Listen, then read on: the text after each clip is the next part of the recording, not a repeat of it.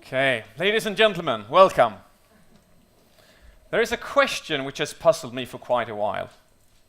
And that is, why do our PowerPoints look the way they look? Or rather, how on earth can we accept that they look the way they look? How can you do that? And do you know what's even more intellectually challenging for me to understand? Is how can a person sit over here in this meeting room with 10 others, observing this dismally bad PowerPoint filled with charts, graphical elements, page numbers, fading away 5-7 minutes, thinking of other things. You know the feeling, the boredom, the waste of time.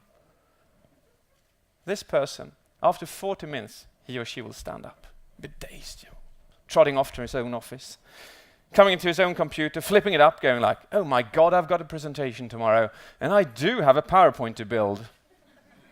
Now, what is the chance that this person will build an equally bad PowerPoint as the one that he or she was by herself tortured by in the other conference room? Is that a big chance? Yeah. Now, what is that? Why do we do that? Is that vengeance? Is that where you go like, you did that to me, I'm going to do it to you, you got it coming, bro? Is that the case? I don't think so. I don't think it has got to do with vengeance. I don't think it has got to do with intelligence. I think it's got to do with something else. Now, my passion in life is the brain. And an even bigger passion than that is presentation skills. And I love combining these two. And about 4 years ago, I got so upset. I blew my top. Because the way that we do neural executions all over our boardrooms today is just, it's not fair to our intelligence as being Homo sapiens.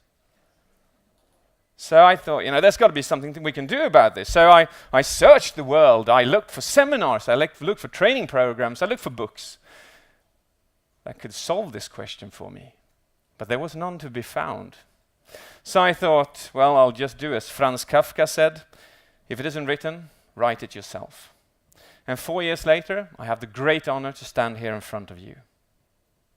What am I talking about? What are the PowerPoints I'm referring to? Well, they can look like this. Now, this is one of the top 3 universities in the world advising their students and their teachers on how to build great PowerPoints. I received this from a customer. And you've got to be semi-blind in order to even have something like this in the company. I love this one. This one was awarded the prize of being the worst PowerPoint delivered by a public CEO in 2010. It's a nice prize to pick up, isn't it? Oh yes, thank you. Well done, mate. And then you're like, this is bad. Can it get worse? Yes, it can.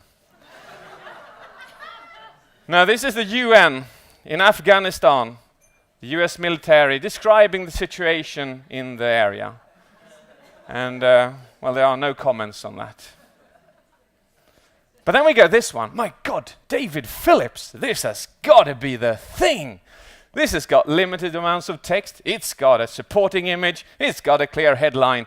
This is the truth. Well, the thing is, if you recognize yourself in any of these, which I think you do, nodding away, I want to make you aware of the following. That if you've delivered a presentation with something like that behind you, 90% of what you said was gone within 30 seconds. And then you go, no way, Jose. That is way, I know it's bad, but it can't be that bad, can it now, really? Well, just let me give you an example of really how bad your working memory is, and mine, for that case. I want you to imagine this situation. You're at the train station, and you're waiting for the train. You can see it coming in the horizon. You're fiddling away, you finally find where you put your ticket, and you take it up and you go, car 5, C42, got it. Have you? You have absolutely no idea where you're going to sit, do you? So you're like, is this only me, or, well, I'll check, 542, and you put it down again. Have you got it? No, you haven't got it. You'll do this on an average of 6 times before you sit down. I've seen people in the train go, 542, 542, yes, this is my seat. Check. Now, the bad news in this situation is this. You do not have a separate working memory for PowerPoint and a separate working memory for train tickets. It's the same dismally bad working memory for both activities. So I might be harsh when I say this, but there is one man on this earth who knows more about the brain than anybody else, one of the most leading neurologists called John Medina, and he puts it like this.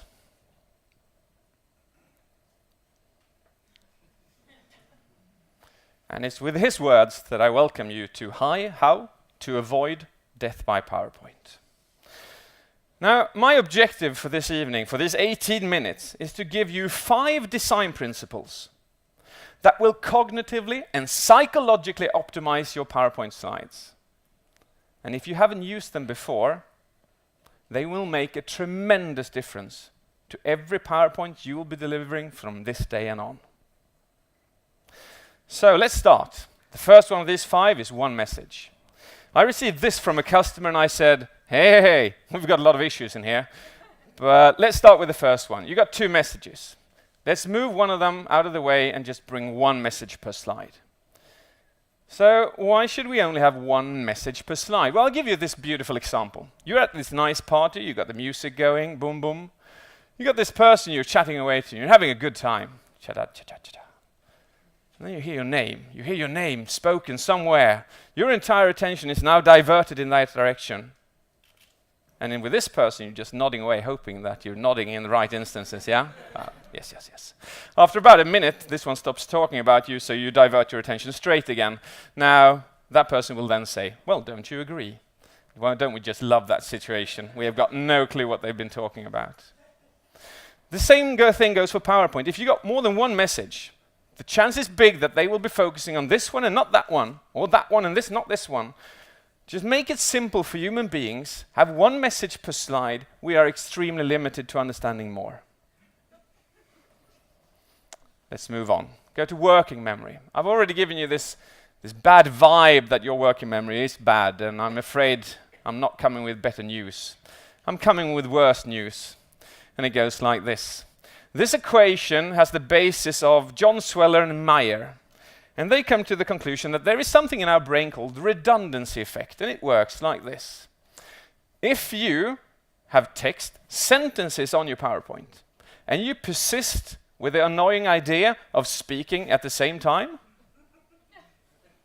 what will be remembered by the audience is 0. Or very close to 0. Now, why is that? How does that come about? Well, it can't look like this. It's just not practical. You can't stand and have this and talk at the same time. So what are you supposed to do? Well, use PowerPoint for what it's supposed to be used for.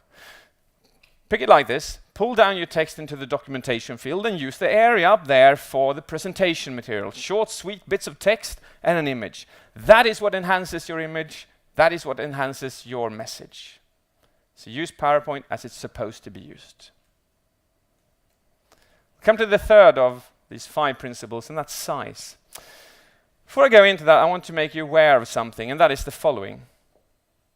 Every time you open your eyes for the rest of your life, you will focus on 4 things. Moving objects, signaling colors like red, orange, and yellow, contrast-rich objects, and big objects for the rest of your life. Give you a practical example of that. I want you to imagine yourself being home with a friend, a really good friend. Now the television is on, but the sound is off. You're having a great conversation, but do you find it easy to not look at the television? No. Why not? Because it's got moving objects, it's got signaling colors, it's high in contrast, and they're usually very big these times. So why not use this to our benefit? If you look at this, where is your attention drawn to? Without you even having a chance of controlling it. It's going to the big 3 all the time. Well, have a look at the practical situation. Have a look at this. Where is your eyes drawn to? Well, I can see that they're drawn to constantly to the headline. Now, how often is the headline the most important part in a PowerPoint? It's very rare. Even so, every PowerPoint template is built like this, where the headline is the biggest object and the content is the smallest, going absolute opposite to our biological reactions. So what does this look like if we just show you an example?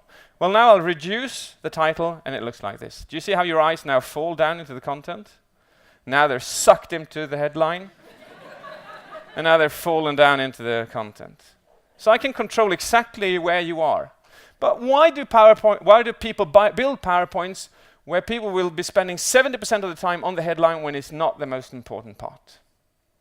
So what I want you to take with you from this is the most important part of your PowerPoint should also be the biggest, nothing else. Moving on to number 4, contrast. Contrast controls your focus. So what does that look like? For instance, if I show you a list like this, your eyes are all over the place because you don't really know what to focus on. So I'll use a built-in functionality into PowerPoint which goes like this. I'll show you the first subject. I'll take it away with contrast and I'll show you the second one. And I'll do it again and again and again and again and again and again and again. You're now following exactly the white spot. If I do this, dun, I can see your eyes just wobbling around, and you're a bit like, a kitten going after a little laser pointer on the wall, going like, where is it, where is it? I've got it. Because you're following where the white spot is and not the rest. Now this is a beautiful example. Please do use this. Use it because you can show amazing big tables like this if you use the effect of contrast, the principle of contrast. Look what this looks like. Your eyes are all over the place. You don't know what to focus on. But I just apply the principle of contrast and it looks like that. And suddenly you know exactly what to focus on. Here, they're all over the place, and here, they're exactly where I want them. Now there's a big, major drawback with PowerPoints, and that is that the majority of companies on this earth today, they persist in having white backgrounds in PowerPoint. Look at that. Oh, it's bright, it's shiny. Could you tell me who has the highest contrast, me or the screen? Well, the screen. Who is usually the biggest, me or the screen? Well, the screen. So the only option I have is dress myself up in signaling colors and jump around on stage in order to balance that problem out. Now, that is obviously not a good corporate strategy in the long term, would it be? I think the long-term strategy is to just switch it around. PowerPoint is not supposed to have white backgrounds. If I do this, your eyes relax. You focus on me. I'm the biggest object. I'm the most contrast-rich object. I got your focus. Why is that important? It's important because I always have been, and I always will be the presentation. That is my visual aid.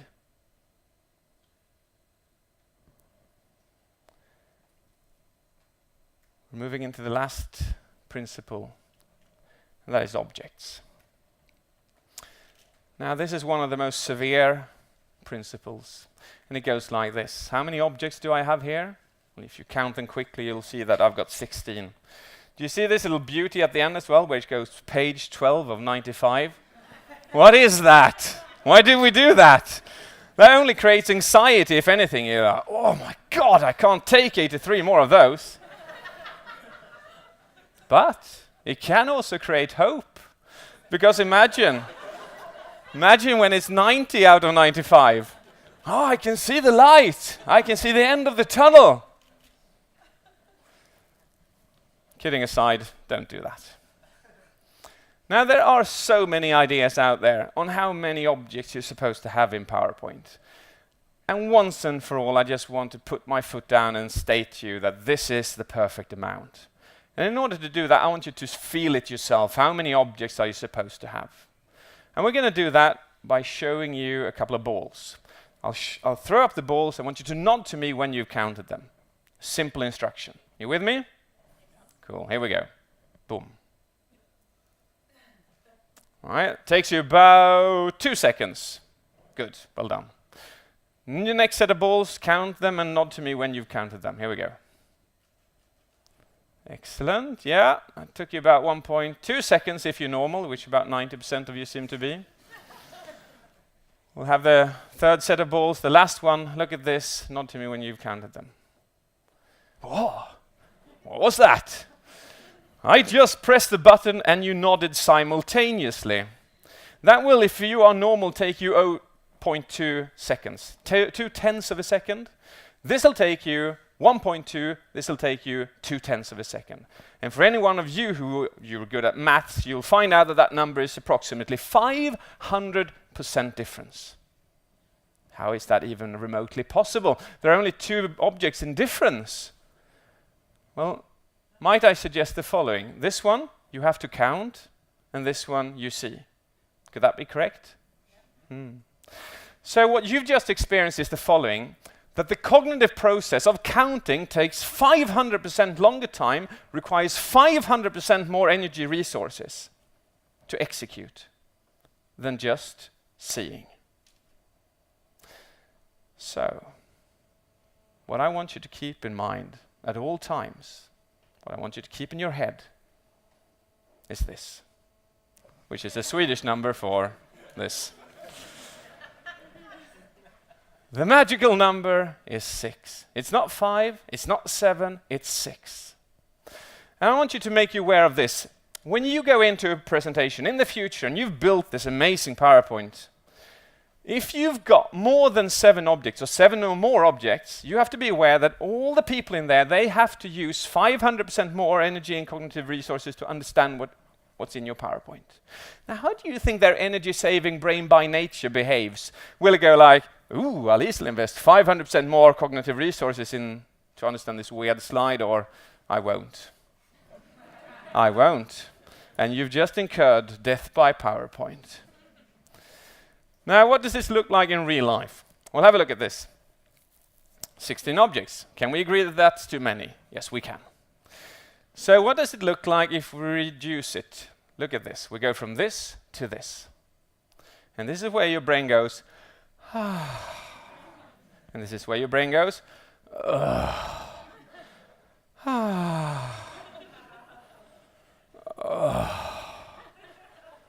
I assume that in the future, when you deliver PowerPoints to your colleagues, to your fellow people, you want them to go,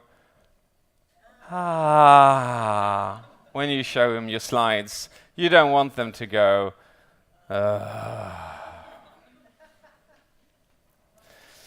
Now there is a, have you seen this movie, The Rain Man by Dustin Hoffman? You've seen that? It's beauty, isn't it? He comes into this cafeteria and somebody drops toothpicks and he goes like, boom, 247. It's amazing, isn't it? His perceptive limit is here. Your perceptive limit is here. Now, what amazes me is that whichever country I go to, whichever company I see, it seems like they build PowerPoints in the hope that all their fellow colleagues are autistic or savants, which obviously is not the case. So, but then you go like this, but David, my God, this means that I have to have more slides. Yes, that is entirely correct. You have understood me clearly. I want to make one thing clear here, and that is that the amount of slides in your PowerPoint has never been the problem. It is the amount of objects per slide which has been the problem. The stupid idea that corporate organizations all over the world have come up with limitations going like, ooh, we've got this clever idea. You can't use 40 slides, you can only use 4. So what do people do? Well, they take the content of the rest 36 and they jam it in the first 4. My God, is that counterproductive or what? And we call ourselves intelligent? No. All right, so compared. I started off with 95 of those. We ended up with 135 of these. And yes, it gave an immediate result to the application that we were working for. So, to summarize this, let's have some fun and do a cross-examination, because obviously I have to prove my point. Do you remember more than 90% of what I said? I'm not going to be that harsh. Let's do a crossword instead. It's going to go like this. Words are going to come up. I'm going to ask you to scream them out as loud as you can as we go along. How many messages are you supposed to have per slide? One. Very good. I think you were looking for a different word there.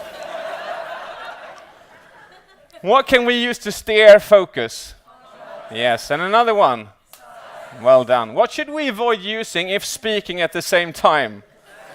Beautiful. And what should we strive? What kind of background should we have? We should have dark. And finally, now you can say it. How many objects per slide? 6. That is magnificent. Thank you very much.